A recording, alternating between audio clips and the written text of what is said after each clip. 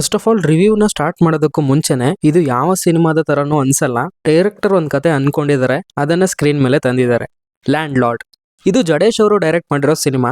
ನಿಮಗೆ ಗೊತ್ತಿರೋ ಹಾಗೆ ದುನಿಯಾ ವಿಜಯ್ ಅವರು, ರಾಜ್ ಅವರು, ರಚಿತಾ ರಾಮ್ ಅವರು ಹೀಗೆ ಸಾಕಷ್ಟು ನೋನ್ ಫೇಸಸ್ ಈ ಸಿನಿಮಾದಲ್ಲಿ ಆಕ್ಟ್ ಮಾಡಿದ್ದಾರೆ. ಸಿನಿಮಾದ ಒನ್ಲೈನ್ ವಿಚಾರಕ್ಕೆ ಬಂದ್ರೆ ಜಮೀನ್ದಾರ್ಗೂ ಹಾಗೂ ಕೂಲಿ ಮಾಡೋರ್ ನಡುವೆ ಆಗೋ ಒಂದು ಸಂಘರ್ಷ ಅಂತ ಹೇಳ್ಬೋದು, with proper well written dialogues. ರಿವ್ಯೂನ ಎಂಡ್ ತನಕ ನೋಡಿ, ಇಷ್ಟ ಆದರೆ ಆ್ಯಸ್ ಯೂಶುವಲ್ ಲೈಕ್ ಮಾಡಿದ್ರೆ ರೀಚ್ ಆಗೋದಕ್ಕೆ ತುಂಬಾನೇ ಹೆಲ್ಪ್ ಆಗುತ್ತೆ.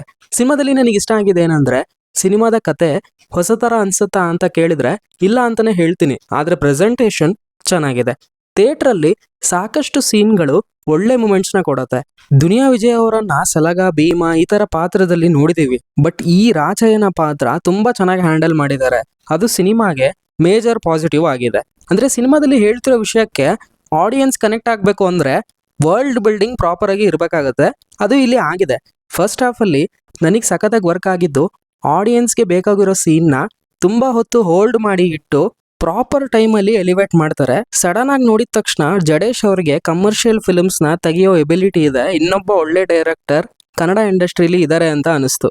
ಮತ್ತೆ ಸೆಕೆಂಡ್ ಹಾಫ್ ಅಲ್ಲಿ ಕೂಡ ಆ ಪೊಲೀಸ್ ಕಾಕಿ ಸೀರೆ ಪೋರ್ಷನ್ ಒಂದು ಬರುತ್ತೆ, ತುಂಬಾ ಹೈ ಫೀಲ್ ಕೊಡುತ್ತೆ ಥಿಯೇಟ್ರಲ್ಲಿ.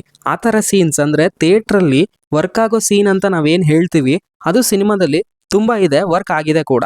ಇನ್ನು ನೆಗೆಟಿವ್ಸ್ಗೆ ಹೋಗೋಕ್ಕೂ ಮುಂಚೆ ಡೈಲಾಗ್ಸ್. ಮಾಸ್ತಿ ಅವರು ಚೆನ್ನಾಗಿದೆ ಅಂತ ಹೇಳೋದು ಬೇರೆ, ಬಟ್ ಅವರು ಡೈಲಾಗ್ಸ್ನ ಮೀನಿಂಗ್ಫುಲ್ ಆಗಿ ಬರೀತಾರೆ, ಇಷ್ಟ ಆಯ್ತು ನನಗೆ. ಪರ್ಫಾರ್ಮೆನ್ಸ್ ವೈಸ್ ರಚಿತಾ ರಾಮ್ ಅವ್ರಿಗೆ ಸೂಟ್ ಆಗಲ್ಲ ಅಂತ ಅನ್ಕೊಂಡಿದ್ದೆ, ಇಲ್ಲ ಆಕ್ಟ್ ಮಾಡ್ತಾ ಇದಾರೆ ಅಂತ ಅನ್ಸೋದೇ ಇಲ್ಲ.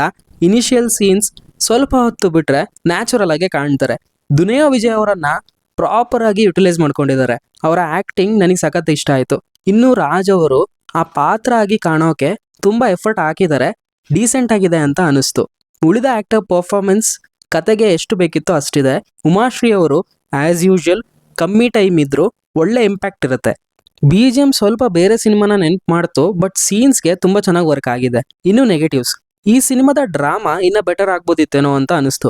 ಫಸ್ಟ್ ಹಾಫ್ ಅಲ್ಲಿ ಸ್ವಲ್ಪ ಟೈಮ್ ತಗೊಳುತ್ತೆ, ಆ ಇಂಟೆನ್ಸ್ ಸೀನ್ ಬರೋದ್ರಿಂದ ತೊಂದರೆ ಅಂತ ಅನ್ಸಲ್ಲ, ಬಟ್ ಡ್ರಾಮಾ ಮತ್ತೆ ಸೆಕೆಂಡ್ ಹಾಫ್ ಅಲ್ಲಿ ಸ್ವಲ್ಪ ಸೀನ್ಗಳು ರಿಪಿಟೇಟಿವ್ ಅಂತ ಅನಿಸ್ತು.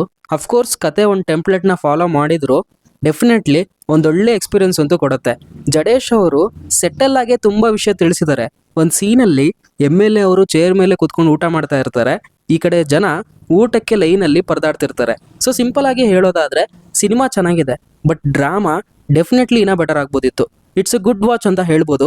ಇದಾಗಿದೆ ಲ್ಯಾಂಡ್ ಲಾರ್ಡ್ ಸಿನಿಮಾದ ರಿವ್ಯೂ. ಚಾನಲ್ಗೆ ವಿಸಿಟ್ ಮಾಡಿ, ಬೇರೆ ಕಾಂಟೆಂಟ್ಸ್ನ ನೋಡಿ, ಇಷ್ಟ ಆದರೆ ಸಬ್ಸ್ಕ್ರೈಬ್ ಮಾಡ್ಕೊಂಡು ಸಪೋರ್ಟ್ ಮಾಡಿ. ಮತ್ತೆ ಯೂನಿಕ್ ಕಾಂಟೆಂಟ್ ಜೊತೆ ಸಿಗ್ತೀವಿ. ಅಲ್ಲಿವರೆಗೂ filmy stuff by Nehal channel ಕಡೆಯಿಂದ ಬಾಯ್ ಬಾಯ್.